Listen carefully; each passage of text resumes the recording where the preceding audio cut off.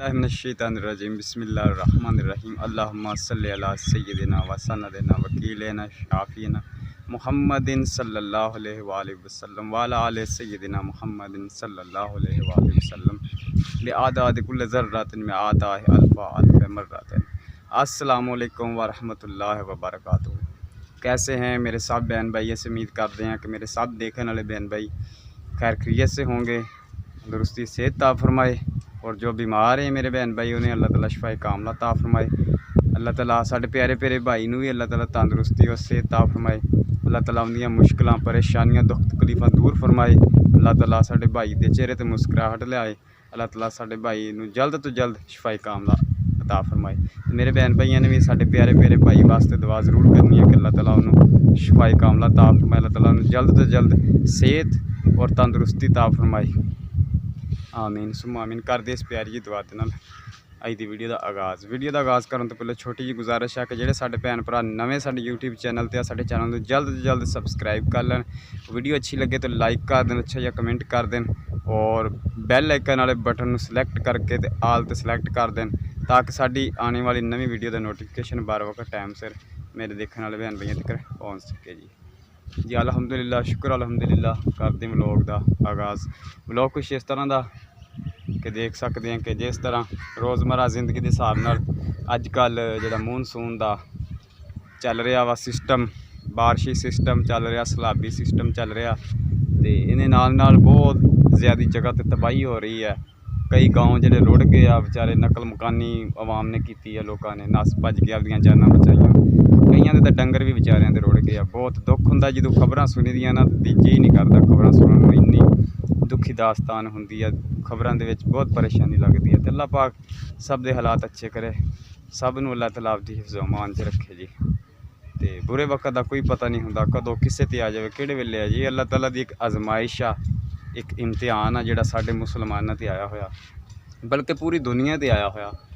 तो अल्लाह पाक रहम फरमाए, अल्लाह तआला साडे सगीरा कबीरा गुनाह माफ़ फरमाए, सानू नेक अमल करने की तौफीक ता फरमाए। अल्लाह तआला सानू आपदी राह ते खर्च करने की भी तौफीक ता फरमाए। मालिक खैर करे। तो अल्लाह तआला सानू 5 वक्त बाद जमात नमाज पढ़ने की भी तौफीक ता फरमाए, सच बोलने की तौफीक ता फरमाए, और अच्छे अमाल करने की तौफीक ता फरमाए। आमीन सुम्मा आमीन जी। मौसम जोड़ा ना खराब होया फिर देख सकते हैं। कल भी बहुत ज़्यादा बारिश आई सी। कल एक मेले ते गए थे, ठीक है ना, 52 चक च गए सी। मेरे अपने रिश्तेदारी आ जिन्होंने मेला करवाया सी, हर साल करवाते, अगे मेरा दादा अबू जी करवाते सी। अल्लाह उन्होंने जन्नतुल फिरदौस जालत वाला मकान ता फरमाए। अगे वो कराते थे, लेकिन वो दुनिया तो पर्दा कर गया, अज तो कोई 6-7 साल हो चुके हैं।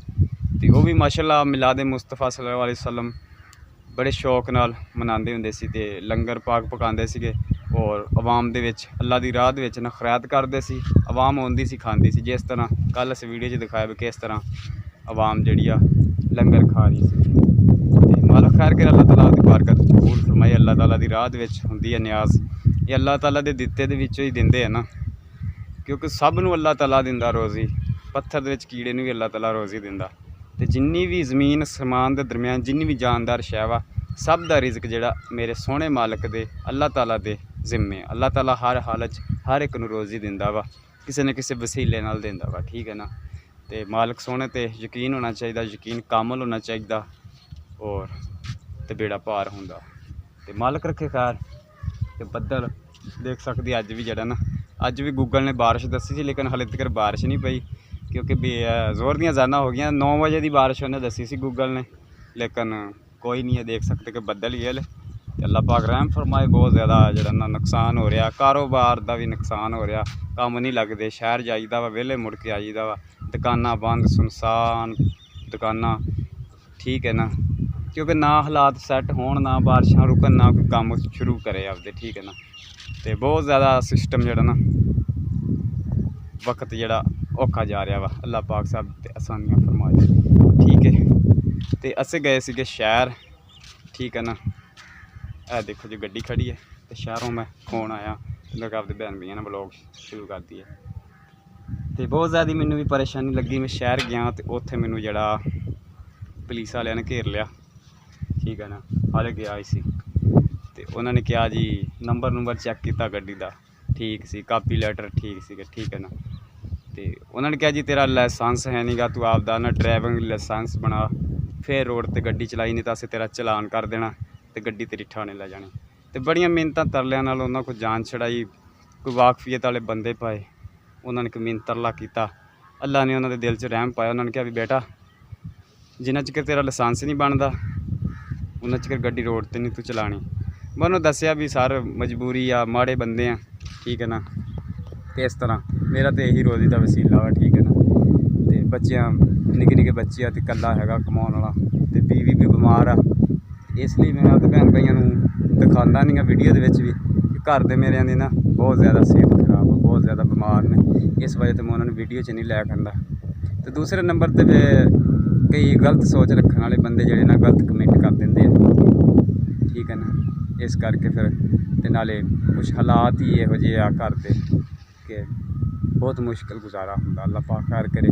ਤੇ ਇਸ ਲਈ ਮੈਂ ਆਪਦੀ ਬੇਗਮ ਸਾਹਿਬਾ ਨੂੰ ਨਹੀਂ ਵਿੱਚ ਲੈ ਕੇ ਆਉਣਾ, ਕਿਉਂਕਿ ਉਹਦੀ ਤਬੀਅਤ ਬਹੁਤ ਜ਼ਿਆਦਾ ਖ਼ਰਾਬ ਆ, ਬਹੁਤ ਜ਼ਿਆਦਾ। ਅਸੀਂ ਰੋਟੀਆਂ ਵੀ ਹੋਟਲ ਤੋਂ ਮੰਗਾ ਕੇ ਤੇ ਸਾਲਣ ਮੰਗਾ ਕੇ ਤੇ ਬੱਚਿਆਂ ਦਾ ਗੁਜ਼ਾਰਾ ਕਰੀਦਾ। ਕਿਸੇ ਵੇਲੇ ਆਪ ਪਕਾ ਲਈਦੀਆਂ ਜਾਂ ਆਂਢ ਗੁਆਂਢ ਕੋਲ ਪਕਾ ਲਈਦੀਆਂ। ਬਹੁਤ ਜ਼ਿਆਦਾ ਉਹਦੀ ਤਬੀਅਤ ਖ਼ਰਾਬ, ਬੁਖਾਰ ਚੜ੍ਹਦਾ ਵਾ, ਨਜ਼ਲਾ ਜ਼ੁਕਾਮ, ਇਹ ਦਮੇ ਦਾ ਮਸਲਾ, ਜਿੱਦਾਂ ਅਗਰ ਭੈਣ ਭਾਈ ਨੇ ਉਸ ਦਿਨ ਦੱਸਿਆ। ਤੇ ਬਹੁਤ ਜ਼ਿਆਦਾ ਪਰੇਸ਼ਾਨੀ, ਇਕੱਲੇ ਦੇ ਸਿਰ 'ਤੇ ਜ਼ਿੰਮੇਵਾਰੀਆਂ, ਹੋਰ ਕੋਈ ਸਾਥ ਵੀ ਨਹੀਂ ਹੈਗਾ ਜਿਹੜਾ ਕਰਨ ਵਾਲਾ, ਸਿਰਫ ਅੱਲਾਹ ਤਾਲਾ ਦੀ ਜ਼ਾਤ ਦਾ ਸਾਥ ਆ। ਅੱਲਾ इंशाअल्लाह ਜ਼ਰੂਰ ਇਹਦਾ ਵੀ ਕੋਈ ਨਾ ਕੋਈ ਹੱਲ ਕੱਢੇਗਾ। ਤੇ ਮੇਰੇ ਭੈਣ ਭਾਈਆਂ ਦੀ ਦੁਆ ਕਰਨੀ, ਅੱਲਾਹ ਪਾਕ ਮੇਰੇ ਘਰਦਿਆਂ ਨੂੰ ਸਿਹਤ ਦੇਵੇ, ਤੰਦਰੁਸਤੀ ਦੇਵੇ।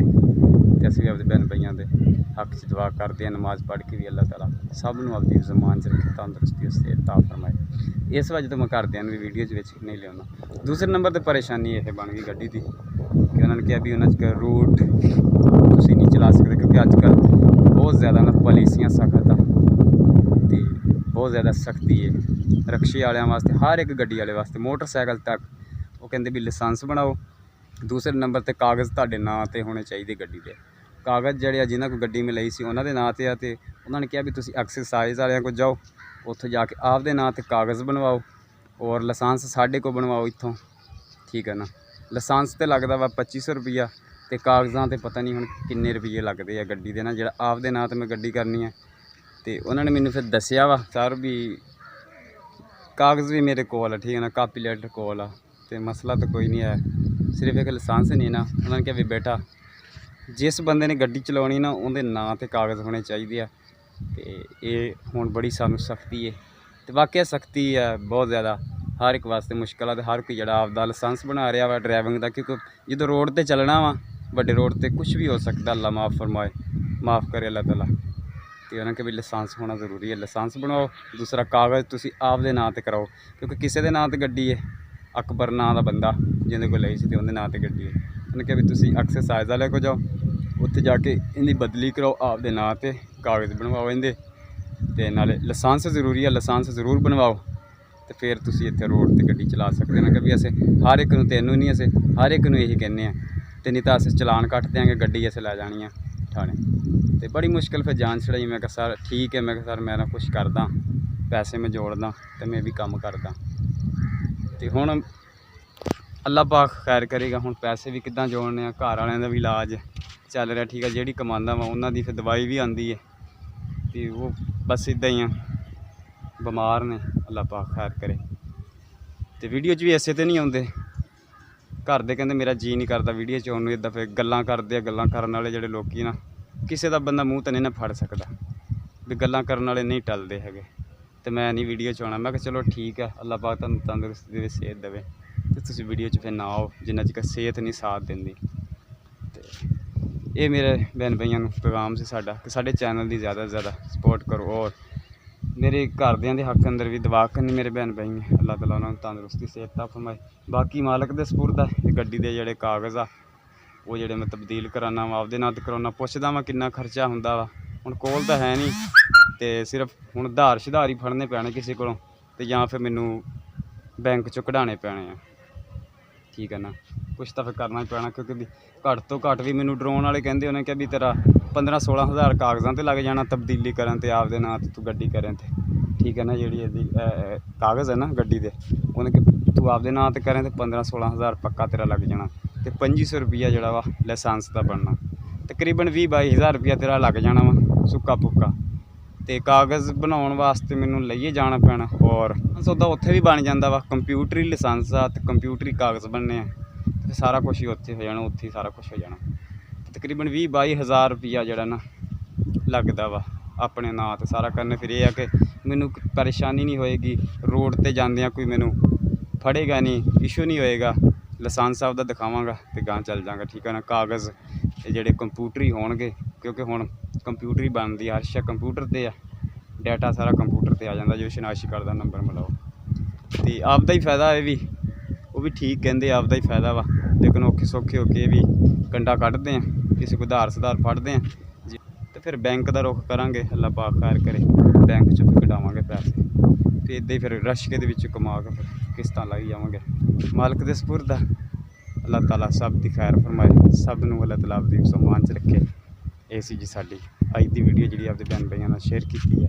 ਅਤੇ ਦੇਖੋ ਜੀ ਮੌਸਮ ਵੀ ਕੈਸਾ ਬਣਿਆ ਖੜਾ, ਹਾਲਾਤ ਹੀ ਬਹੁਤ ਖਰਾਬ ਹੋਏ ਖੜੇ, ਬਾਰਿਸ਼ਾਂ ਹਰ ਪਾਸੇ ਪੈਣ ਡੀਆਂ। ਕਾਰੋਬਾਰ ਵੀ ਇੱਦਾਂ ਦੇ ਨੇ ਹੁਣ ਆਪਣੇ ਭੈਣ ਭਾਈਆਂ ਤੋਂ ਇਜਾਜ਼ਤ, ਕਿਉਂਕਿ ਵੀ ਹੁਣ ਨਮਾਜ਼ ਜ਼ੋਹਰ ਦਾ ਟਾਈਮ ਹੁੰਦਾ ਜਾਂਦਾ, ਜ਼ੋਹਰ ਦੀ ਨਮਾਜ਼ ਪੜ੍ਹਨੀ ਔਰ ਆਪਦੇ ਭੈਣ ਭਾਈਆਂ ਦੇ ਹੱਕ ਅੰਦਰ ਦੁਆ ਕਰਾਂਗੇ। ਆਪਣਾ ਔਰ ਆਪਣੇ ਪਿਆਰਿਆਂ ਦਾ ਰੱਖਣਾ ਖਿਆਲ, ਦੁਆਵਾਂ 'ਚ ਸਾਨੂੰ ਵੀ ਰੱਖਣਾ ਯਾਦ। ਮਿਲਾਂਗੇ ਨੈਕਸਟ ਵਲੋਗ 'ਚ। ਅੱਲਾ ਹਾਫਿਜ਼, ਪਾਕਿਸਤਾਨ ਜ਼ਿੰਦਾਬਾਦ।